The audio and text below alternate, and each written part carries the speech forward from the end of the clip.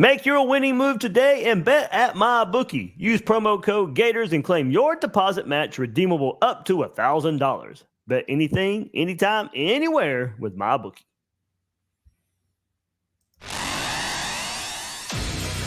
Gators Breakdown, because there's never a dull moment in Gator Nation.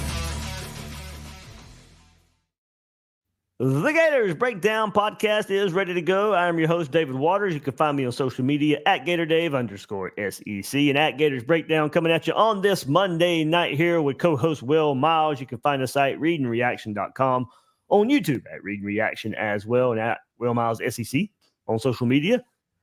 Well, man, we were just discussing right before we came on here. We're live right here on YouTube, but we got lots to get to. Transfer portal is wide open.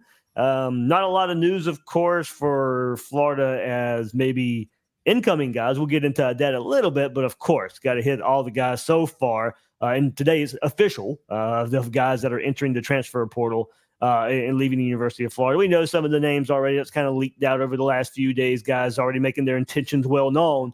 But also, we'll get into the transfer portal talk. We'll get with a little bit of coaching stuff as well. As a week ago when we got on here, we were just on the heels of Sean Spencer and Corey Raymond getting fired. So we've, maybe a little bit of names to go along with the coaching search. And also, everybody, we haven't forgot. It's just kind of been busy. Our over-unders from the beginning of the season, we will revisit those to see how right and wrong we were there. So, Will, man, never a dull moment, and this will not be a dull episode. This will be just kind of rapid fire. Let's go, go, go, go, go. Yeah, well, I propose that we delayed the over-under after I went back and looked at it and realized that my performance this year was very similar to Billy Napier's special teams units. So we'll go through it all. We'll talk through it, but it was a weird year, man. It took like 3 or 4 years to sort of get honed in on what the Gators were this year, and by the time we knew what they were, it wasn't exactly the most pleasant picture. So hopefully, look, I mean, hope springs eternal when you got people flying all over the place with the portal now. And so obviously a lot of guys leaving the program, but that also means there's an opportunity for a lot of guys to come in and a lot of stuff to talk about this offseason, obviously, since we don't have any more games to prepare for. Yeah, unfortunately, we're not coming here talking about what bowl game we're going to because that's not happening there for Florida. So, hey, if we do have time, we will talk a little bit of college football playoff. Everybody got my thoughts on it yesterday. I think Will put out something as well at Reading Reaction on YouTube. Right, Will? I didn't make that up, right? Yeah, you're correct. I did put something out. Yeah, it was a whirlwind trying to follow all that stuff yesterday, but I was pretty sure you put something out as well. So, yeah, that was crazy. If we have time, we'll come back around to it. But you can find Will's thoughts on his channel, mine, previous episode of Gators Breakdown. But if we have time to talk about it, we will. So before we get there, everybody, like what you're watching right here on the YouTube version if you're catching us live, or if you're catching the replay, subscribe to Gators Breakdown if you haven't done so yet, right here on YouTube or your favorite podcast platform. And make sure you check out Gators Breakdown Plus if you haven't done so yet. A lot of new members lately taking part in this Discord discussions, taking advantage of the extra episodes, the ad-free episodes, all that good stuff. You can find the link to Gators Breakdown Plus in the description. So, Will, let's get your thoughts. This is the first time you and I have gotten together. Late last week, we got the news that, hey, quarterback Graham Mertz is going to return for Florida in a kind of, very critical year for Billy Napier in year 3. He will have his first returning quarterback at Florida in Graham Mertz here. It is kind of weird, Will, that we're going into year 3 and still haven't seen a Billy Napier recruited quarterback necessarily take over to be the starting quarterback for a season. So we'll see what it ends up. I think all in all, pretty good news for Florida. Hopefully another step to be taken from Graham Mertz and this offense for Billy Napier. But also Cam Jackson announced last week that he was going to return for Florida as well. Two of Will, I would say, the biggest gets in the transfer portal last cycle. Wasn't sure if they would be back for Billy Napier's 3rd season. Mertz, Jackson, back for next year. Yeah, I mean, Mertz is good news for a lot of different reasons. One is obviously he played real well this year, and so you've got that certainty of what you're going to get at quarterback position. But it also means that if a guy like DJ Lagway is going to come in and play, he's going to have to beat out Graham Mertz. He's going to have to be better than him. And so that's sort of the floor of what Florida's quarterback performance will be next year, and that's a comforting thing for somebody like Billy Napier especially, right? That he knows he's going to have to win some games, and Mertz is going to be a big part of that. As far as Jackson is concerned, sort of there were times where you didn't really know whether he was on the field. There were times where he made some big plays. There was a particular play against Tennessee that he made that him and Caleb Banks sort of caused the interception that Joe Milton threw. He also got a tackle for loss against Missouri when they needed a stop against Missouri, got the ball back into Max Brown's hands so Florida could go ahead. So, he made some plays, but there were also some times where Florida's defensive line was getting knocked back. Again, you think about transfers, you think about guys being comfortable with the system. In year 2, you expect those guys to take a leap. And if Jackson can take a leap, that's a huge deal for Florida because defensive line, especially, we'll get to McClellan, I'm sure, but defensive line is a place where Florida struggled. We've been talking about it now for probably 3 or 4 years, where Florida just has not been very good on the defensive line, and that's sort of cascaded the whole way through the defense. So having Jackson back is a big get for Florida and Billy Napier. Yeah, absolutely. I felt, especially because, as you said, McClellan, we'll see, and I think the original plan for him coming to Florida was, hey, I'm going to be here 1 year and I'm going to the NFL. And look, his production was pretty similar to what he had at Memphis, and then to kind of bring it over to the SEC. Well, it wasn't the moment wasn't too big. It wasn't some dip in production from Memphis to Florida. I thought he, pretty much assimilated himself pretty well. I thought to SEC play. Talking about jumps, I'd like to see a jump for him next year as well. These guys coming in.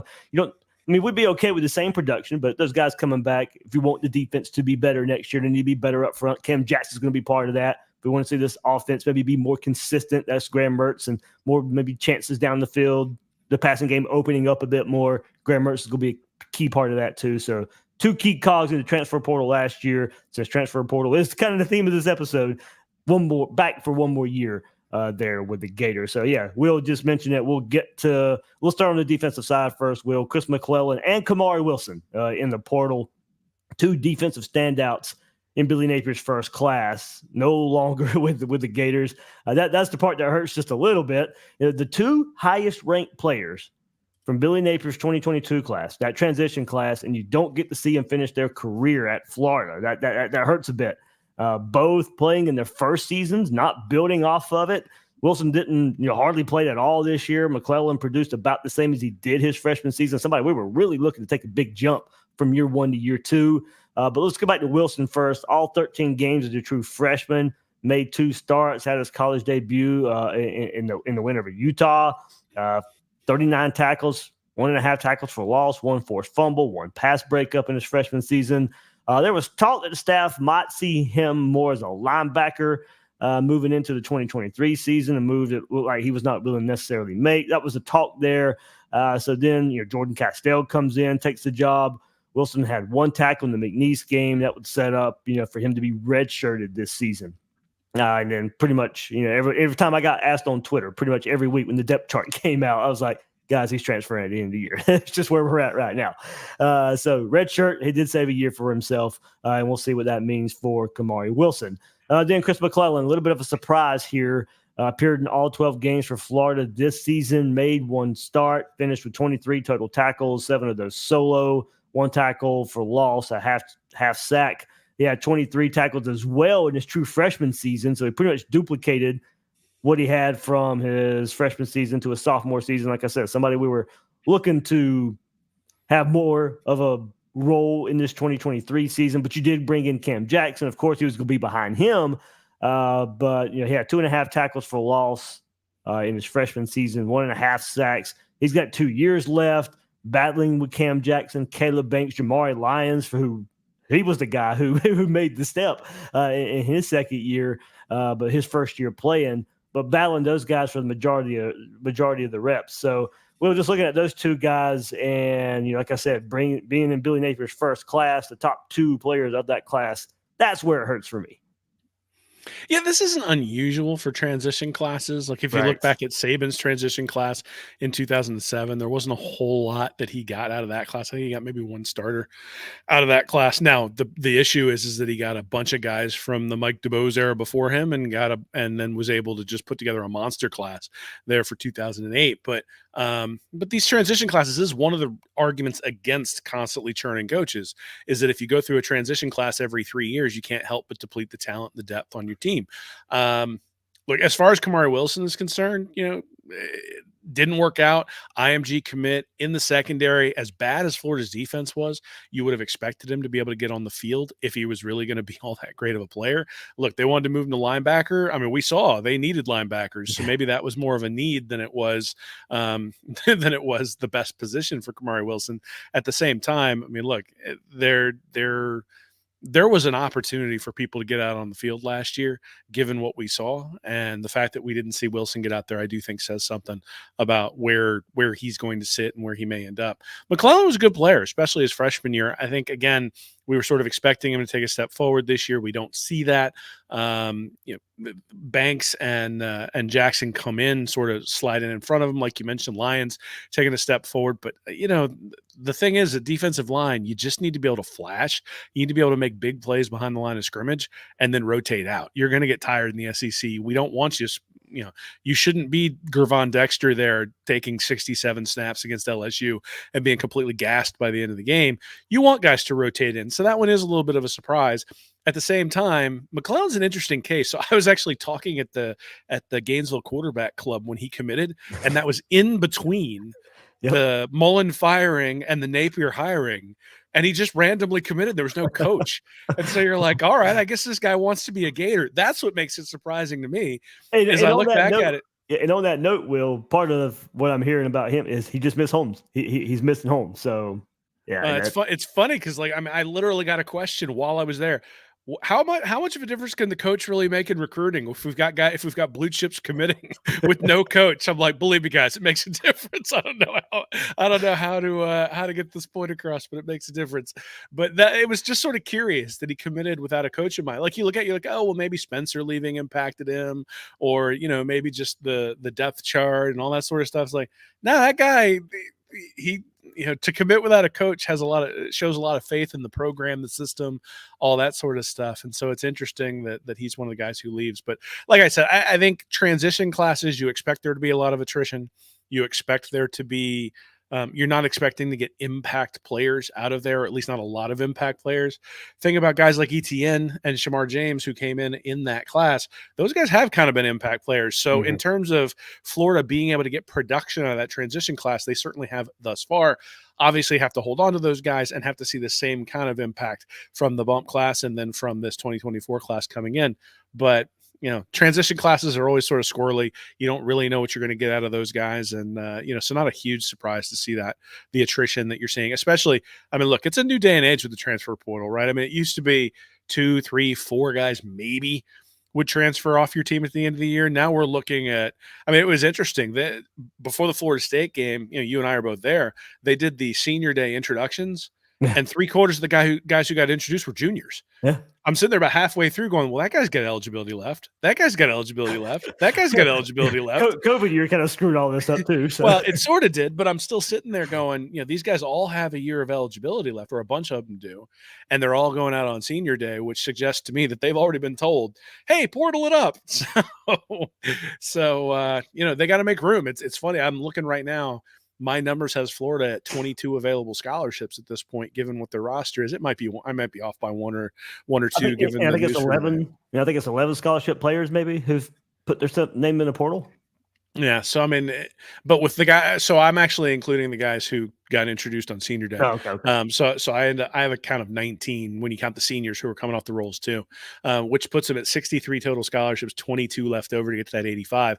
We want them to sign a 26 or a 27 man class, which means there's going to be 5 or 6 guys who are going to get, who are going to decide to go into the portal, quote unquote, decide to go into the portal based on playing time. And, look, that might be part of it here for McClellan. They may have told him, hey, you're behind 3 guys at defensive tackle.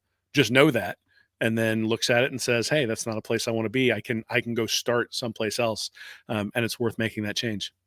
I think part of it for me, Will, it was just 2 guys that played a lot as freshmen. So you hope that they would build on it.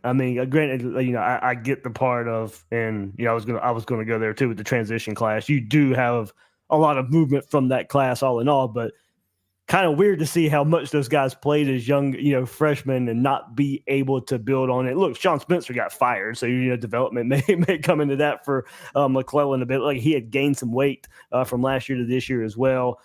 So But they didn't take the next step. Now they're on their way out. Was hoping all those youth snaps in year one would pay off, and these are guys you'd be counting on in this critical year 3 for Billy Napier to turn this defense around. And I'm not saying these guys aren't replaceable, sure they are, but to go back a year ago, to go back when they signed and they were top 2 players in the class, that's where it hurts for me. When I go back and look at the help Florida needs on defense, and you got 2 highly ranked players here, and they just don't work out. And you gave them all those snaps in their freshman season, that's kind of just where it kind of comes full circle to me. And that's where it hurts. Look, I could care less if they go ball out elsewhere or fail elsewhere. They didn't work out for Florida. And we make so much about recruiting that we know they all don't pan out, but they have your top 2 and they play a lot their freshman season and then not work out. That's kind of where it stings for me a little bit. Yeah, well, this is also the difference between a guy ranked 50th and a guy ranked 5th. The guy ranked 5th works out 90% and 80% of the time. The guy ranked 50th works out 30 to 50% of the time. And that's just the reality, is that the can't miss prospects are can't miss prospects for a reason. And Kamari Wilson and Chris McClellan, while very good players, were not can't miss prospects. And that's what we're seeing with this. Now, the one thing I can say, or the one thing I think we should say, is that Billy Napier strategically decided to go young. Mm-hmm. And so I think it's then legitimate to take a look at his classes and go, you can't intentionally decide to go young and then start bleeding the young guys off the roster at this point. Because what are we going to do? We're going to sit there and say next year, well, the roster's really young again. It's like, well, I mean, it's year 3. The roster shouldn't be young anymore. Your guys should be developing. And if you're losing all your guys and you intentionally decided to go young, give those guys playing time, all that sort of stuff, I think traditionally, yeah, you can sit there and say, well, attrition in a transition class, that makes sense. But they strategically decided to do this. And so I think that does open you up to some criticism, especially when you look at a team like Oregon, who went out there, got a transfer portal quarterback, but a lot of those guys who were succeeding for Dan Lanning were Mario Cristobal recruits. And then you look at a team like Washington. A lot of those guys obviously go out and get Michael Penix Jr., but a lot of those guys are from the previous administration. And, there's even if you look at Brian Kelly, right, gets Jaden Daniels in there. A lot of those guys are from the Orgeron administration, though clearly they needed some help on defense this year, the same way Florida did. So, look, I think there's plenty of room to criticize based on the way the roster was built. Mm-hmm. But I think historically what's happened with transition classes, this shouldn't be all that unexpected. I think both things can be true, and that's sort of where I'm at on it. Me too. You explained it there. I said that in the chat we had last week as well, and certainly a message that I've been hitting on other avenues, Gators Breakdown Plus, other chats that I'm into, of building the roster this way and then losing some of those young pieces. Kind of odd when you go back and look at it. All right, so let's go back on offense, Will, and headline so far by Will. I am so sorry. I am so sorry. Quarterback Max Brown, just a transfer portal, and I know it's a dagger, Will. I know so much it's a dagger, but Max Brown, Caleb Douglas, tight end Jonathan Odom kind of headlined the offensive side guys so far. Odom dealt with injuries, passed up by Hayden Hansen. Caleb Douglas had some highlight catches. And all in all, probably someone I'd like to see maybe stick around to see if he could get healthy and maybe take a step next year. I'm not going to act like it's a huge loss here either, though. Started the first 5 games of 2023 before that season-ending leg injury in the Kentucky game where he made a really good catch. 11 catches, 133 yards, and a touchdown this year. 8 games last year as a freshman. 10 catches, 175, 2 touchdowns. Had his first career catch was that 62-yard touchdown. And then, Will, I know this one hurts you. Max Brown, 9 of 16, 86 yards in the FSU game last week. Sacked 6 times in that game, threw a pick, and came off the bench against Missouri, of course, and kept the offense going there. 1 turnover there that was in close to scoring position there for the Gators. So for the season, 192 for Max Brown, 19 of 28, 2 turnovers. He's got 3 years left. Look, when Mertz coming back, DJ Lagway coming in, writing was on the wall for him. But there's your 3 main guys so far. Of course, there's a list of other guys we'll just get into in just a second to go over. But those are the 3 that highlight the offensive side. Yeah, Odom to start with, I think, is probably the least of the losses when you look at it overall, because you've got Arliss Boardingham and Hayden Hansen, who really took over the role as starting tight ends. Keon Zipper also walked out during senior day. Chances are we're not going to see him anymore. But Boardingham and Hanson, relatively young, going to man that position for a couple more years. Obviously, if there's an injury, you'd love to have a guy like Odom there, but that's really injury insurance. It's not a starter that Florida's losing, given the way those other guys have stepped up. Douglas is a little bit different case because you've got Khalil Jackson, who was a starter outside pretty much all year. You got Trey Wilson, but you lose Ricky Pearsall. So who's going to step up in that spot? I mean, is it going to be Jaquavian Frazier? Is it going to be Marcus Burke? Is it going to be who are two other guys probably also to be looking out for in the next few days? Is it going to be Aiden Mizell or Andy Jean? Is it going to be like Jeray Hawkins coming in from this 2024 class? Like, there are a lot of guys who, there are a lot of names we can throw out. You got Tawaski Abrams as well, but here's the reality is that one of those guys, Mizell or Jean, is going to have to step up into that role this next year. And look, we all looked and said, I mean, in fact, so in the preseason magazine specifically, I said, typically you get like 35 catches out of a guy who's going to be a star eventually. That's kind of what Florida got out of Percy Harvin. They got like 60 catches out of Trey Wilson this year. So now some of those were the little shovel passes behind the line of scrimmage. And certainly he wasn't taking the ball to the house like Percy. I'm not comparing anybody to Percy, but in terms of what you could expect from a true freshman, you got about as much as you could out of Trey Wilson, especially considering he missed a couple of games. So they need one more guy to step up there. It would have been nice to have Douglas in that fold, given that he's already produced on the field. And, even on the play he got injured on was a really nice play down the field against Kentucky. But, but obviously, hey, look, this happens, right? If he anticipates he's going to get passed by a guy like Jean or like Mizell, it makes sense to start looking someplace else. And then you mentioned Max Brown. Obviously, I have a little bit of a football crush on him. The bigger problem is that my kid was jacked because the quarterback has the same name as my 8-year-old, and we went to go see him, and we're sitting there in the stadium, and he's watching Max Brown asking me why Billy Napier won't let him throw the ball, and I had no answer. But it was hard because he came downstairs, maybe a week ago. It was whatever day Brown announced he was going to the portal, and he came down for breakfast, and he told me that I could only call him Max Brown because that's what he wanted to be called from now on. I didn't have the heart to tell him that he went to the portal that day, but he's since been notified. So I think we'll make it through. And especially if DJ Lagway's any good, I'm pretty sure my little Max will forget about Max Brown. Now, if he goes to like Syracuse and starts lighting it up all over the place, then maybe we won't. But I think he's actually look, I know I'm biased, but I think he's going to be a pretty good player where he goes. And he's one of those guys that I am going to follow and expect to see do pretty good things wherever he ends up. Now, is it going to be at a Power 5 school? Probably not, but like a Tulane or, Coastal Carolina losing Grayson McCall. If you could slide a Max Brown in there to do some stuff there. I think if he ends up in the right spot, I think Brown could probably have a pretty good college career. All right, so let's keep going. Offensive lineman Jalen Farmer, tight end Andre Salvinea, who was a defensive lineman at one point as well. Wide receiver Ty Bowman, kicker Adam Mihalik, join offensive lineman Jordan Herman, and safety Jadarius Perkins from earlier this season. All those guys heading into the transfer portal. Of course, there's other names out there that's been floated out there. We won't ignore it. We've been bringing up names anyway. We'll see about Will Norman. Of course, that was reported last week. See what his decision is. Not officially in the portal as of the Monday when you could officially enter.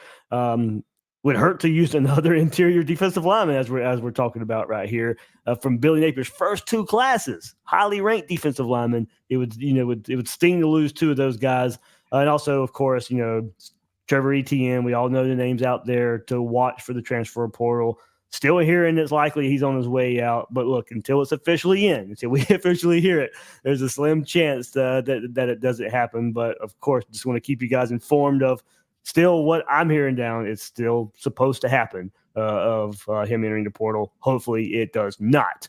That one would sting the most. Will that one would sting the most? Yeah, there's only 3 guys on the roster who I look at and say these are rough ones if Florida loses. The first is Etienne, the second is Shamar James, and the third is Trey Wilson. Those are the 3 guys who you just go, all right, are they replaceable? And I think it's difficult to say that Trevor Etienne is replaceable. Can you replace some of his production with Cam Carroll and Montrell Johnson and Treyon Webb? Sure. But are you going to replace that burst through the hole that we saw? Right. No, you're just not going to be able to do that. Same thing. If they lose Trey Wilson, are you gonna? And there, I'm not sure we've heard anything. But if you lost Trey Wilson through the transfer portal, I mean, not only are you losing 60 catches from a true freshman, you're losing a guy who's now going to have a full offseason to prepare, learn the offense, and quite honestly, probably slide into that Pearsall role more often now that Pearsall is gone. So some downfield shots to a guy who seems to have the ability to create separation are coming if Trey Wilson can get there on the outside. And in that one point for you, just before we go to the next one, at one point, remember, he didn't go through spring last year. He was a fall enrollee and came in with 60 catches. Yep. And then you got Shamar James, who was a freshman All SEC last year and was probably he might have been the guy who wound up on the All SEC team if he'd have played all year.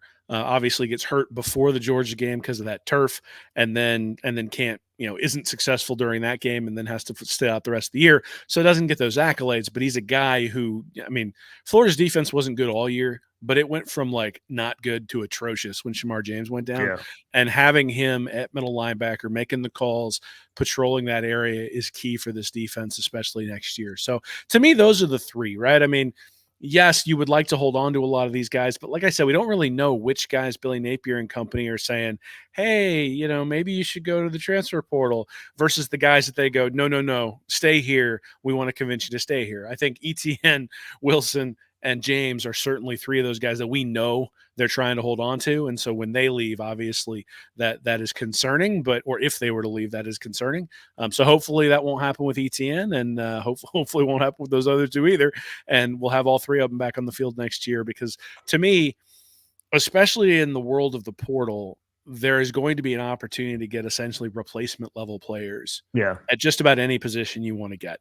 And in fact, when the carousel stops, I think there's going to be a surplus of replacement level players who would want to come play in the SEC, right? That their options are going to be back up in the SEC, or maybe go start at a G5 school somewhere when the carousel actually stops.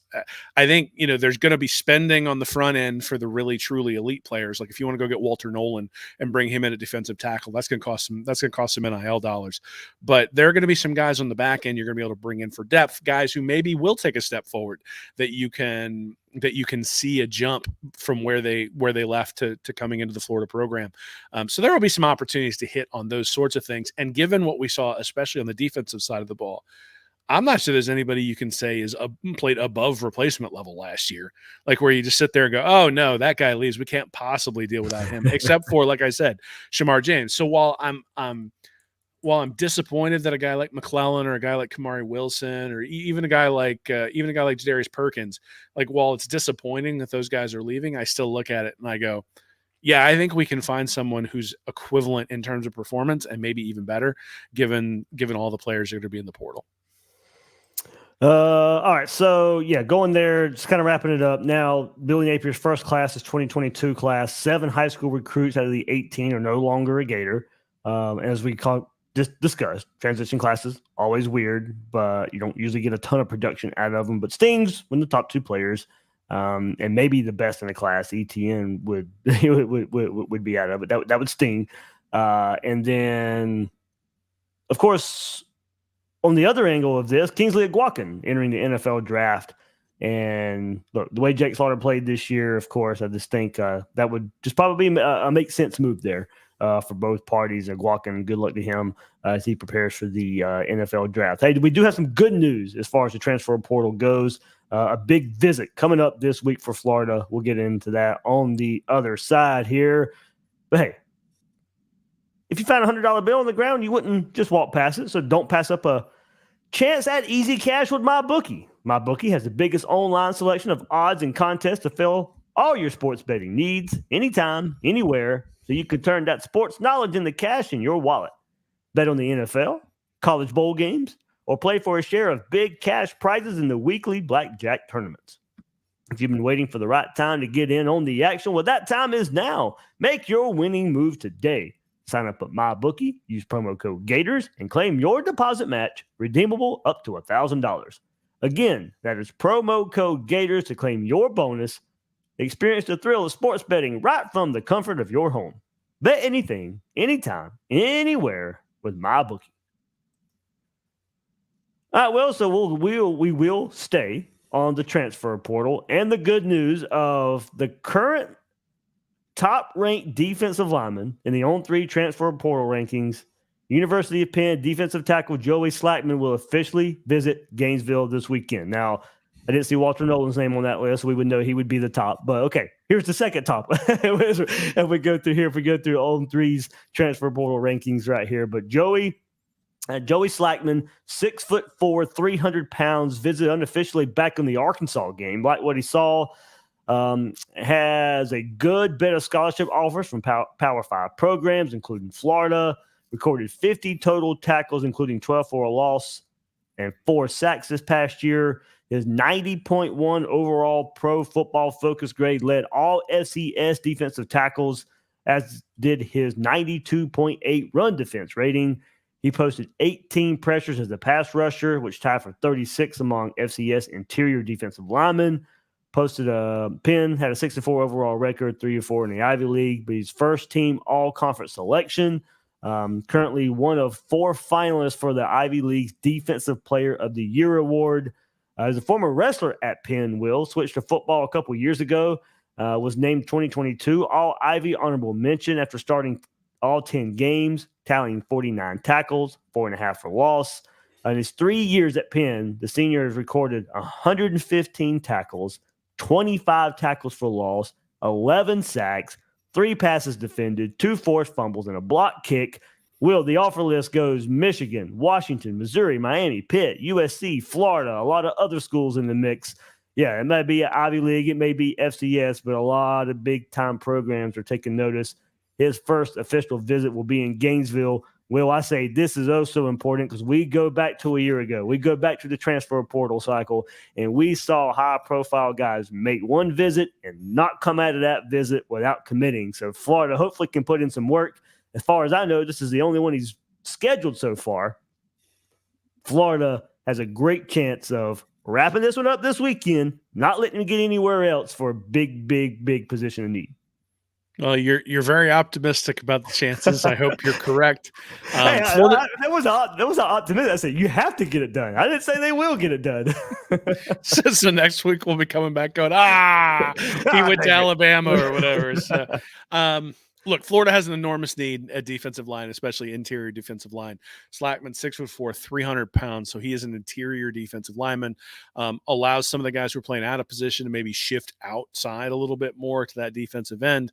And, look, Florida hasn't been able to stop the run or get any push up front in about 3 or 4 years. And Slackman can help with that. As far as the competition is concerned, look, I got a couple of friends. One of them played left tackle in the Ivy League back when Penn was winning Ivy League championships probably a decade ago. And it's a legit league. It's not, it's better than high school, obviously. It's not, it's not the SEC and not the Big Ten, not the ACC, but it's certainly a step up from high school. So you see a guy dominating at that level. And again, we always talk about sort of the 5-star guys are easy to see. They jump off the tape when you look at them. When you look at them and even at the high school level, and yeah, it's a man amongst boys, but you still look at it and go, yeah, that's different. And I think when you start thinking about a guy who's dominating in the Ivy League the way he is, it's sort of the same type of thing. And look, there are guys from the Ivy League, usually 2 or 3 every year, who end up going to the pros. There are NFL players that are sitting there in the Ivy League. Hopefully Slackman is one of them. And then he comes to Florida for a couple of years and is off to the NFL after dominating up front for the Gators, because there's no doubt that is a spot where Florida needs it. And quite honestly, if you gave me Slackman and Walter Nolan, I'd be doing backflips. We know that's probably not happening, but give me Slackman and Jordan Seaton, and I'll still do the backflip for everybody. We'll record that. Seaton actually will make his decision on Thursday. We'll get into that in just a second too, since Will brought his name up. But look, this is part of it too.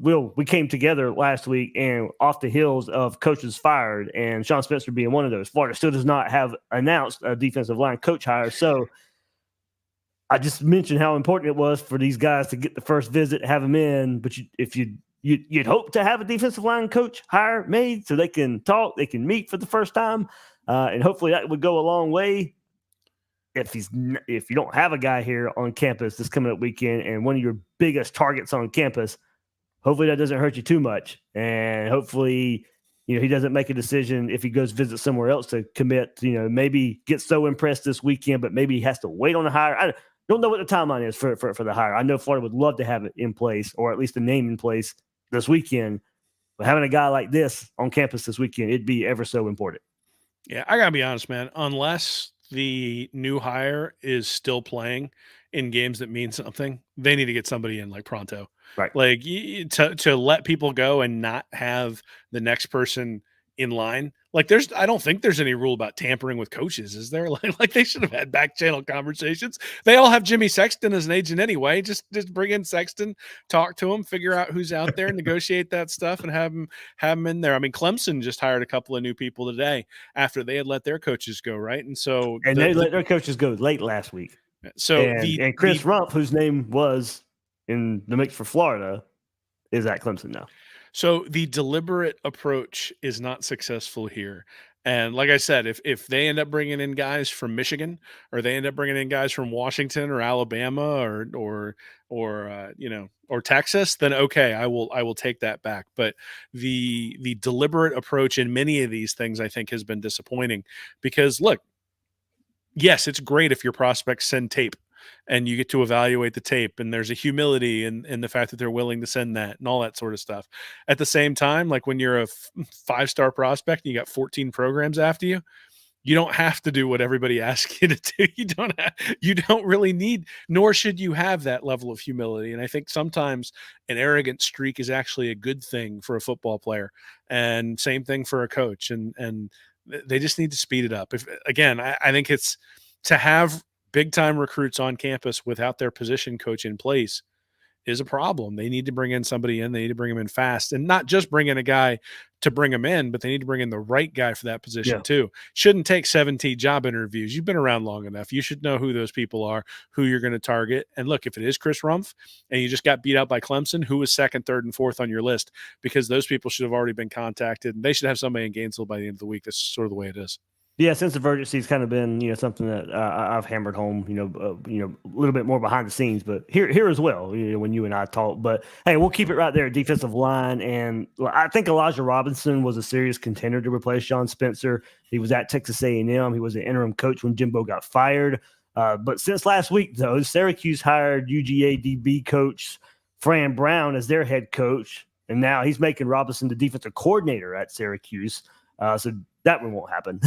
So I do think that was at least likely part of the early plans in replacing Sean Spencer there. On the other side, two names I think we're now hearing the most for DB coach Will Harris. I brought him up on the last episode. And now TJ Rushing, speaking of Texas A&M. But Harris is LA Chargers assistant secondary coach. Before that, Georgia Southern defensive coordinator. After he coached DBs at Washington, really good developer there.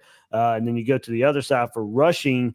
He was on Jimbo's staff at Texas A&M since 2020. Will, the connection there, he was at Arizona State with Napier when Napier was the offensive coordinator in 2017. So a little bit of connection when you bring up Billy Napier and a DB coach that Florida now is trying to hire. So those are the names. I think as far as DB coach goes, where we're going. Defensive line, I'm not going to sit here and say they're still trying to figure it out, but I don't think it's, at least from the outside, as clear as maybe two names we're looking at for defensive back. And look, hey, so many times this turns into all the names that you bring up are not even the hires. So there may be a whole lot of other candidates out there that we're really not bringing up. If they bring back William Peagler, I'm going to be very upset. Well, that's all I got. I don't think he can coach defensive line or DB, so I think you're safe there, Will. I don't know. Did a good job with the tight ends. Where he was running back coach at Michigan State before that. So, if we're gonna put a square peg in a round hole, let's do it now. We're just gonna have a hiring place. That's what Will's saying. That's all Will's saying. I'm telling you, I'm available. I've heard these guys make pretty decent salaries. And hey, if there's put me on the sideline, I can count to 11. I struggle with that sometimes. Let's be honest. Oh, having some fun here. I gotta be asked for $750,000. I don't know, man. I'll do whatever they want. I'll yeah. Hey, I can't even say the name here, but anyway, how about hiring Saban and Smart as co-defensive head coaches? Why not? Why not? Beats Beagler. Oh man, Gotta have some fun, man. When you don't we make a do. bowl game, you gotta have some fun. Yeah, there we go. Bring back Patrick Toney. That's what Rob S says there.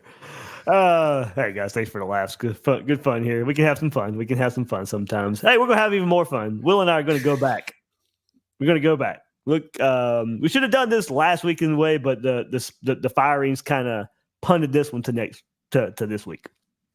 We're going to go back to our over-unders. Everybody, well, I won't say everybody, but a lot of people like them when we do them at the beginning of the year. And now we get to kind of stand in the paint a little bit and see where we ended up on this. So it was over-under for 12 games. Look, it wasn't because I didn't think Florida was going to make a bowl game. It was just 12 games is easier to keep up with. So unfortunately, here we are talking about it after. All right, next year we're doing 13, Dave. Well, we got to go back to 12 for this year if we want to start comparing. 13 next year, maybe. Nah, we'll stick with 12. Just like we said, kind of makes it easier here. But all right, we'll start with Will. We started 15 passing touchdowns for Mertz. Over. That was kind of easy. I think his last season at Wisconsin in 12 games, he had 19. So I thought 15 was a pretty good place to go. He had 20 in 11 games. So we didn't even need that 12th game for Graham Mertz. That's what we got to remember about Graham Mertz and some of these passing stats here. He only had 11 games, but 15 passing touchdowns is what I put it at. I picked over, and he had 5 more than that in one last game. So the funny part is I'm going to read some of what I said when this happened because it actually makes some sense. This one I got right. Yep. I said he had 19 for Wisconsin last year. He wasn't very good. He'll get 6 versus the 2 cupcakes, and then the little screens that are going to be his friend in the red zone. And so that one I did get right. All the rest of them are coming up. I'm pretty sure I got most of the rest of them wrong. But it's so funny because I go and read the reasoning and I'm like, yeah, that's pretty solid. I wonder why that didn't happen. It's like, so we both picked over on that one. 15 touchdowns for a guy who starts a lot is, it's not that many, to be honest with you. No, it's not. But hey, we all remember hearing, oh, he's no good. He's no good. Well, proved he was better than that. Yeah. This one here was maybe a little more tricky, but all in all, it really wasn't when you look at the final stats. I put the over-under for Graham Mertz, 2,100 yards passing. He had 2,136 his last year at Wisconsin, but only 1,958 in 13 games in 2021. So it was hard to know, how much would Florida run the ball? How much would they rely on Mertz's arm? Anthony Richardson had 2,549 yards in Billy Napier's first season at Florida. So it was over under 2,100. I did go over. I did say not way over. Well, Graham Mertz did go way over. He threw for 2,903 yards. The over-under was 2,100. Well, he blew that out by 800 yards here. And, hey, good for him. Like I said over. I didn't think it would be 2,900 yards. Good for him. Yeah, I'll eat some crow on this one. So I had him under. It's 175 yards a game. And the key for me is I suspected he was going to miss a game or two with injuries. And there were a bunch of times where Max Brown was warming up on the sideline this year after he took a shot to the gut. You were close. And that dude kept getting up and kept getting in there. I have so much respect for the punishment that he took back there behind Florida's offensive line. And especially considering that he never threw the ball away, no matter what the situation was. And so he took some real shots and kept getting up. And, it's really easy if in that Georgia game, if he hadn't gotten up after one of those shots and had missed a couple games, maybe he doesn't make the 2,100 yards. So I thought he was going to get there if he stayed healthy, just didn't think he'd stay healthy. And then, he does end up staying healthy all year long and obviously blows that out of the water. Yeah, except for the last game there. So he didn't even need it to get over our over-unders here. So we go to the run game. Average 200 yards rushing. 200.2 last year. I went over. That was wrong. Florida had 149.8. Not even close to the 200 rushing yards, Will. Yeah. Well, I think we both took the over on that one. My rationale was I thought ETN is special. I think that actually did prove out. Yeah. I said Johnson's good, but I think ETN goes for 1,200 to 1,500 yards this season. And with Carroll out, that opened up even more opportunity for him. The fact that last year they wanted to get the ball to Anthony Richardson, but this year they'd want to get ETN the ball. And it turned out that wasn't the plan. The plan was we're going to give each of them 12 carries a game, no matter what it takes. And sometimes we'll give them each 8 carries a game. and chuck the ball over the yard. I don't think any of us saw that, right? I think nobody came into this year thinking that Florida was going to just throw the ball all over the place and that the passing offense was going to be the strength. And it turned out that it was. So, look, this is one of the reasons why Florida's 5-7. They needed to average 200 yards a game. Yes. Yeah. And in the games where they were able to run effectively, where ETN was able to hit big plays, they won most of those games. In the games where, they didn't even stick with the run, those were the ones where they got drilled. And we didn't start out very well. Would they have like 26 rushes for 13 yards in the game against Utah? So pretty much our over-under was destroyed at that point. You weren't averaging 200 yards a game after you do that. Right. You had that game and the Kentucky game early in the season where the run game just didn't get going. Yeah. Well, and again, I think I underestimated at least the effect that Anthony Richardson was going to have on the running game. Yep. That not having the threat of the quarterback keeping around the edge was really going to compress things inside. And the reality is that hurt Montrell Johnson more than it did Trevor Etienne. Mm-hmm. Etienne was able to break through, even though he was getting hit closer to the line of scrimmage. But the stats sort of bore that out. I looked at about halfway through the year, and the running backs were getting hit like a half a yard closer to the line of scrimmage than they were last year. And that's why you saw the differential between Etienne and Johnson, because Etienne was somebody who could make that first guy miss and could get a little bit more out of the run, and Montrell Johnson couldn't. But I mean, geez, we saw when they gave Etienne specifically, but even both of them, when they gave them the ability to sort of, when they gave them an opening, both running backs were able to take advantage of it. They just didn't give them enough openings. We'll go to your point. Go back and look at the FSU game. Montrell Johnson had a pretty good game. And what happened? You had a quarterback that could threaten the defense with his legs. And so that kind of goes to your point there. The one time we did get to see it this year, Montrell Johnson did get to take advantage of that with a running quarterback. So, yeah, good looking out there. Let's go to any running back averaged 13 carries a game. No running back did it the year before. Johnson had about 9 with 115 total carries. Etienne had about 9 on 118 total carries. Very similar stats in year 1 under Billy Napier. Well, they had about very similar stats again in year 2 under Billy Napier, going to your point earlier, Will. 13 carries a game was the over-under.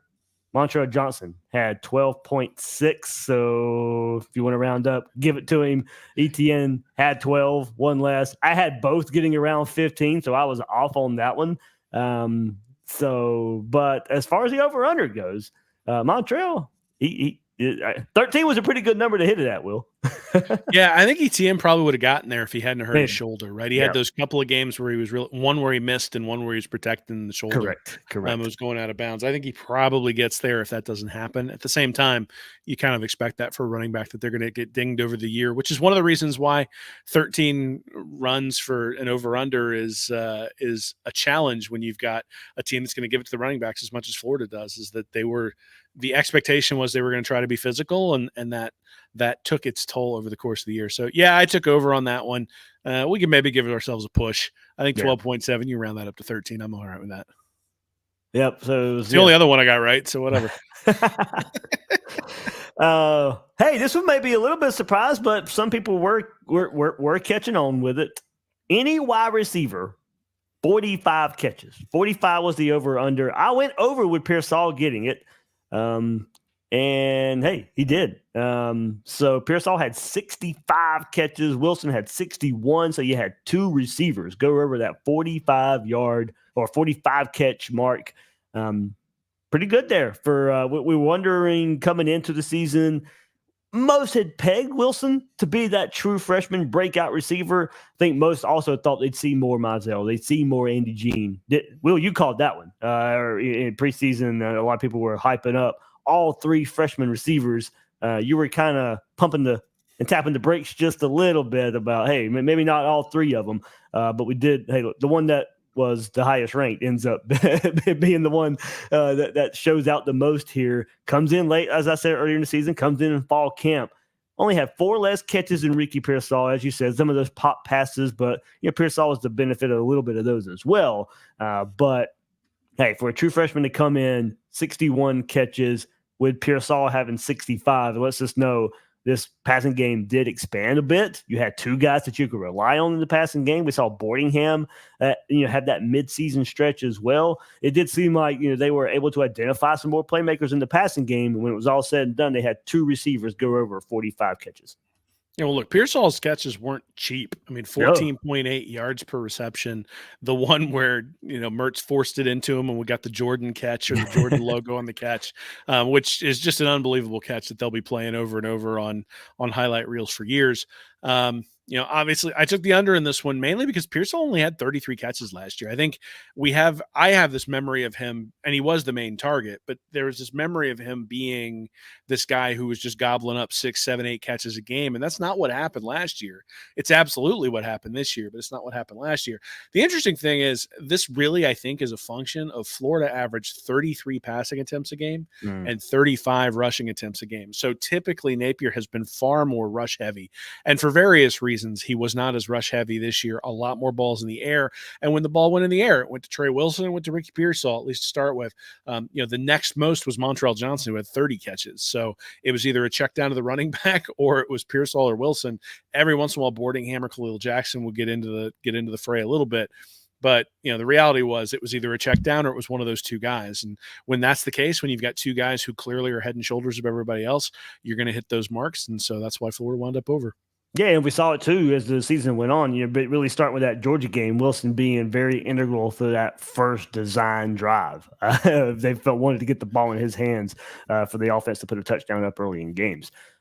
Speaking of the offense, we got one more here. The offense, 30 points per game. I went with over. The over under was the 35 the previous season, but number wasn't even 30. It was 29.5 for the Gators last season. Well, it was even less this year in 12 games, 28.4, surprisingly, for the offense, 28.4 in 2023.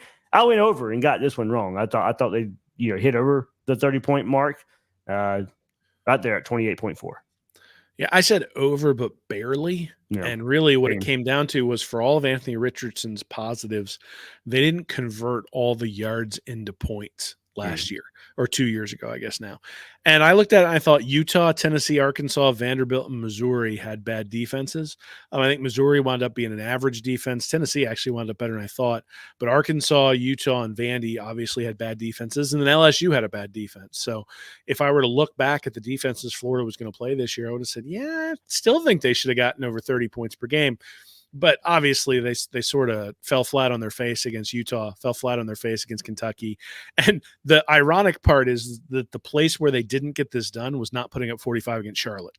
If they'd have put up 45 against Charlotte, then they hit that 30-point per game over, and we're sitting there going, oh, because, they scored that many against South Carolina, scored that many against Arkansas, scored that many against LSU, scored that many against Vanderbilt, scored that many against Missouri. And then obviously the 15-point stinker a little bit there against Florida State with Max Brown at the helm. But they were close, and that was one of those things where it was like that was a good over-under right where it should be. We both took over, and again, one more that didn't turn out for me. Big Gator Caesar, I was able to answer your question fast. He said, how many completed passes over 20 yards did the Gators have this year? I was able to find that pretty quickly. 43 passes over 20 yards. Well, that's 43 passes that went 20 yards. We'll have to go look. Air yards is a very different story. I want to say it's probably like 6 or 7 where the ball was actually like more than 20 yards in the air. I'd have to go look back. I might be completely wrong on that, but that's actually one of the things I'll be looking at this offseason when it comes to Mertz. Is there's a great site, SEC StatCat, out there if you're interested.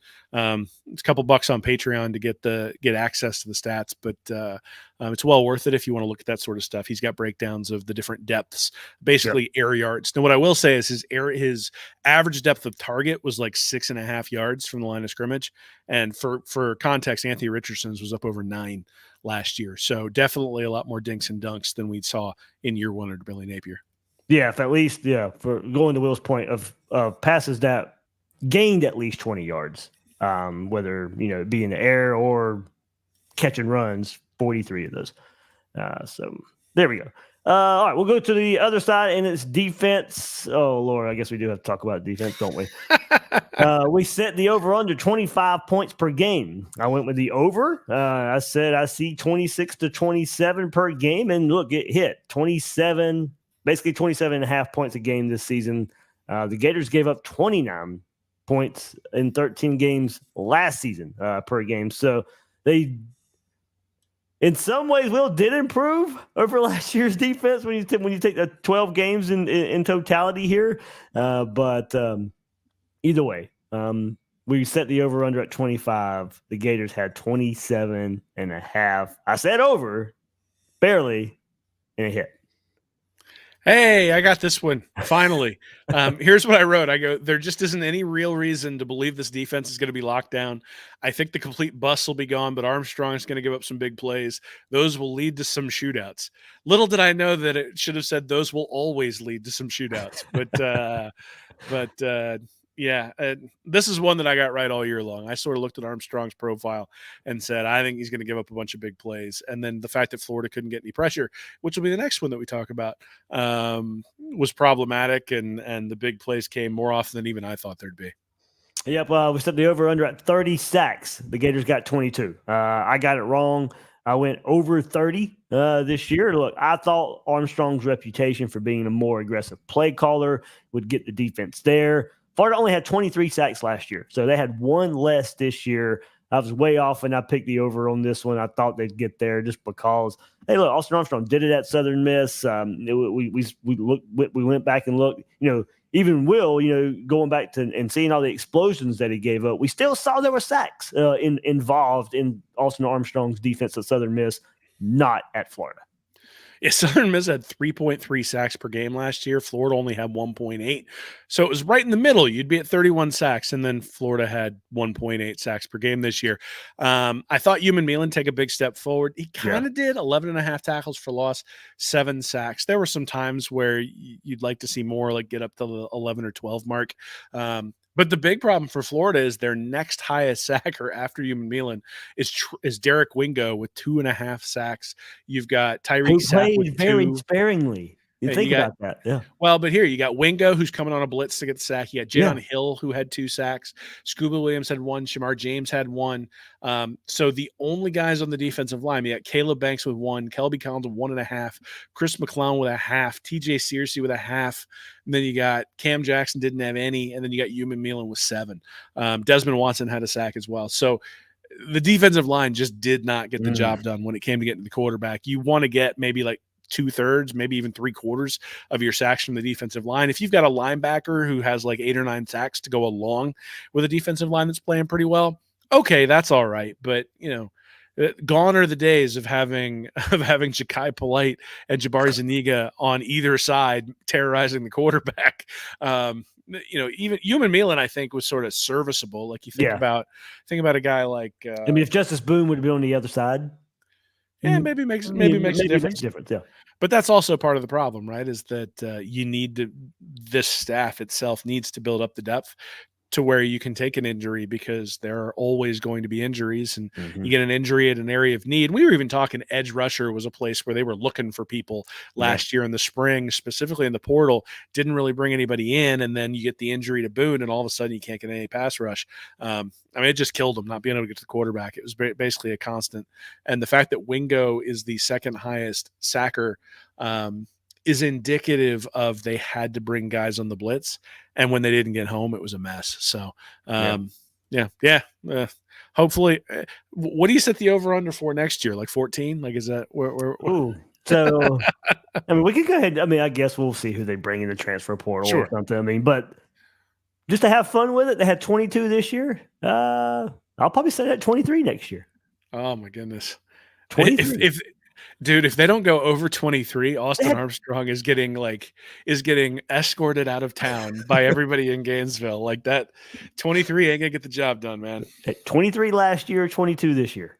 Oh, I know why you have to put it there. I'm just saying, like, if we get halfway through the year and he's at 11 sacks, he ain't the defensive coordinator anymore. That's sort of the way it's gonna be. Oof. Wait, one place, surprisingly, they did get better. We went for our last one here, third down conversions. And I went with a rank here. It was over under 60th. Well, they were 43rd in third down conversions. I went the under and got this one. One positive for the defense overall here was third down defense. And of course, still clutch moments. You would have liked the third down defense to be a little better. But overall, for the season, the third down defense was better. They were 43rd, Will. They were 129th last season, giving up near 50%. So nowhere near that this year. So I had this one right too. I took under just because this is one that tends to fluctuate a lot year to year. And so it was like, they were bad last year. They'll probably be good this year. And I figured they'll get off the field more often than they did. So, that meme where the guy's like pointing at his head, like making, like that's kind of what I feel like it is you can't be bad on third downs if you've never faced third down. So you give up 8 yards of play. It doesn't really matter whether you're good on third down or not. And that was sort of Florida's problem this year. 36%. I left the number out. 36%. They were 50% last year. Look, I think one of the really positive things, and I've been looking for a while for statistics that would suggest that Florida's defense actually made progress this year. And there's a couple really important ones, but the one that I would point to the most is one that Bud Davis has brought up on Twitter a couple of times is success rate. Mm-hmm. So the success rate, I think it was like 42 or 43% offenses had successful plays back in 2022, and it went down to like 37 or 38% this year. That is commensurate with Georgia in terms of success rates. Or from an efficiency perspective, Florida's defense was as good at preventing successful plays as the Bulldogs. But when you go to explosive plays, they were nowhere near where Georgia was. And so when they got gashed, they really got gashed.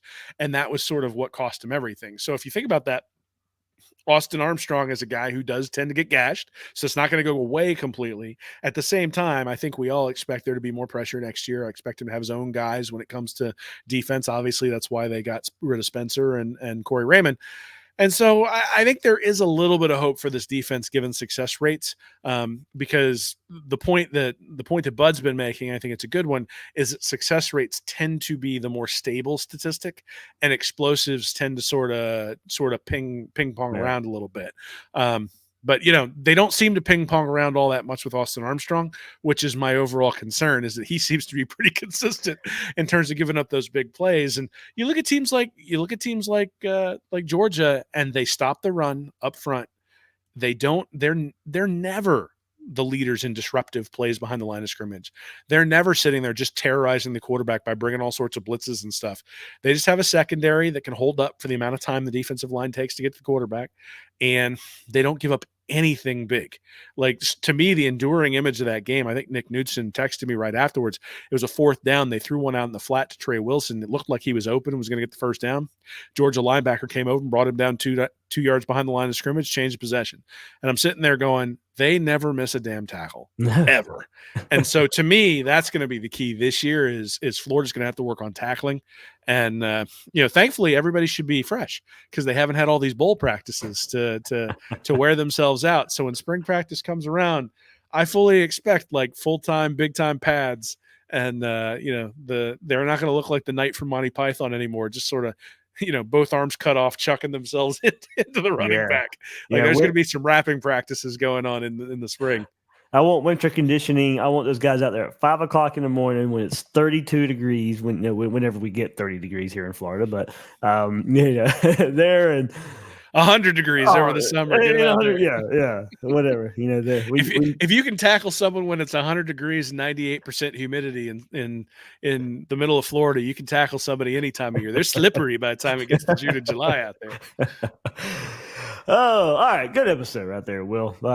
Portal, everybody just, hey, keep your eyes open, of course. Hey, first of all, PSA, don't fall for the fake tweets out there, by the way. You got to look and see the @ and make sure it's the real account and all that. If it says Babylon B99, that guy's been putting out some good ones recently.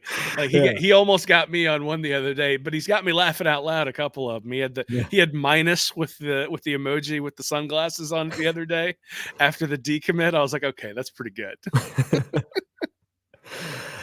Speaking of that, yeah, last episode, talked a little bit of recruiting, decommit over the weekend for the Gators, all that good stuff there. But well, I know you gave me a preview of it, but what you working at? What you working on over at Read and Reaction?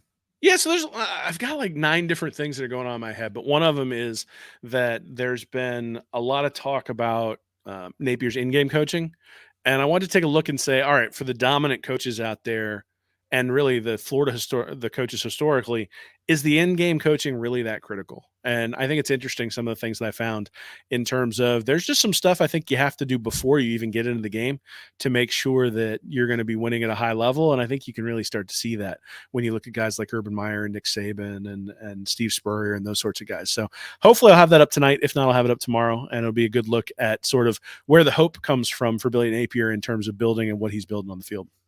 Good stuff. Check it out, readreaction.com. You can follow Will and Nick over there at Read and Reaction on YouTube, Stand Up and Holler.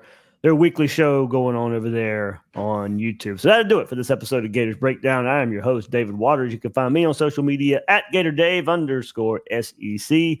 Guys and girls out there, thank you for joining us on this episode of Gators Breakdown.